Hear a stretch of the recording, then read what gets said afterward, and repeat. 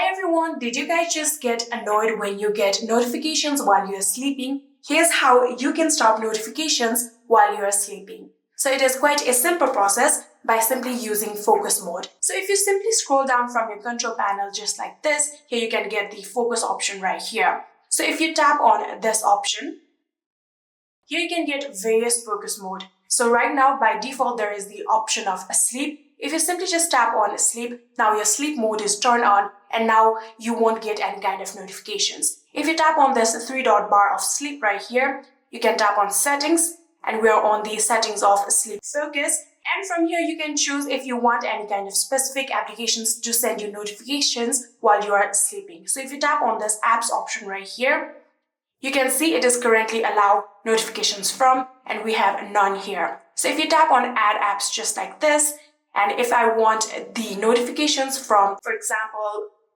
Duolingo, I can tap on Duolingo and then tap on done.